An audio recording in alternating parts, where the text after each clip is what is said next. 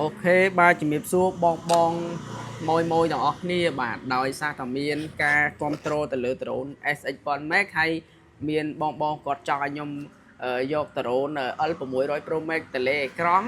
យកមកប្រៀបធៀបជាមួយនឹង SX1 Max ដែលគាត់ចង់ដឹងថាតើមួយណាល្អឬក៏ SX1 Max ហ្នឹងល្អដូចអ្នកលក់និយាយអូខេឥឡូវកុំឲ្យខាត់ពេលយូរយើងបើកទាំងអស់គ្នានេះខ្ញុំទិញដ្រូនថ្មីកំងមកណាយកមកតេស្តមើលបាទខ្ញុំតេស្តឲ្យខ្ញុំលក់ចេញវិញហើយបាទ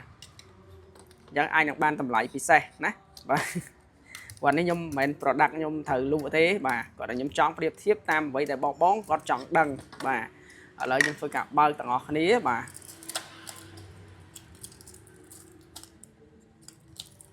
ហើយតម្លៃរបស់ L600 Pro Max ប្រភេទ Tele អេក្រង់និង SX1 Max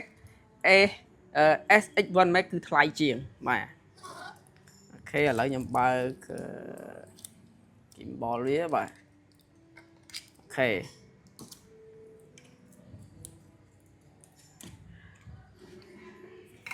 ចឹងឥឡូវយើងបានឃើញហើយ SX1 Max ជាមួយនឹង L600 Pro Max ឥឡូវយើងមកធ្វើការបើកតលេអស់នេះដោយសារតលេពីរនឹងស្តៀងគ្នាបាទខុសតពណ៌ឯង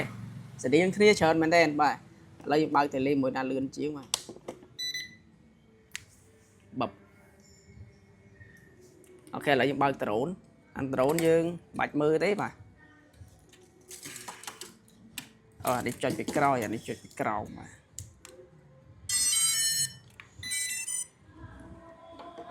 អូខេឥឡូវជំរឿយើងទៅមើលកម្រិតកាមេរ៉ាវិញណា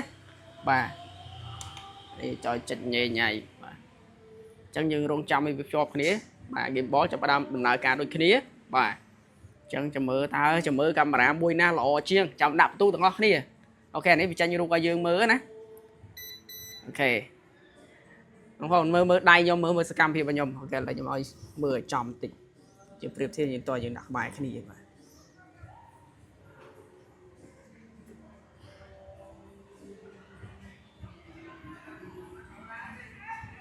បាទ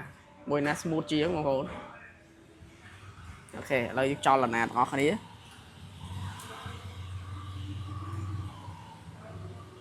ឃើញទេបងប្អូនឃើញទេតើមួយណាល្អជាង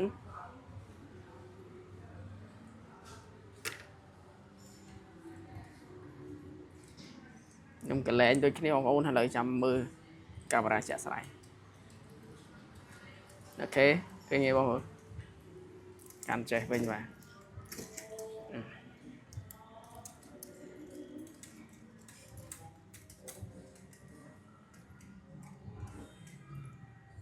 អូខេអញ្ចឹងបងគិតមើលតើមួយនេះឬក៏មួយនេះដែលកាមេរ៉ាល្អជាងហើយនឹងរូបរាងខ្ញុំអាចនិយាយថាអាចមានបងប្អូនខ្លះស្រឡាញ់អានេះប៉ុន្តែបើយើងផ្ដោតទៅលើកម្រិតកាមេរ៉ាខ្ញុំផ្ទាល់ខ្ញុំឲ្យបន្ទុកទៅលើ SX1 Max ឈ្នះទៀតហើយបាទចុះបងប្អូនឲ្យមួយណាឈ្នះមិនមែនខ្ញុំលក់អានេះខ្ញុំតម្លាក់អានេះទេតែបងប្អូនមើលជាក់ស្ដែងទៅតើគួរនឹងឲ្យបន្ទុកមួយណាដែលឈ្នះទៅលើកាមេរ៉ាប៉ុន្តែតោះការហោះហើរវាប្រហាក់ប្រហែលគ្នាទេព្រោះម៉ូទ័រពីរហ្នឹងដូចគ្នាបាទខុសទៅរូបរាងទេតែមើលម្ដងទៀតអូខេអញ្ចឹងអាចដាក់បន្ទុកនៅក្នុងវីដេអូនេះបានអរគុណច្រើន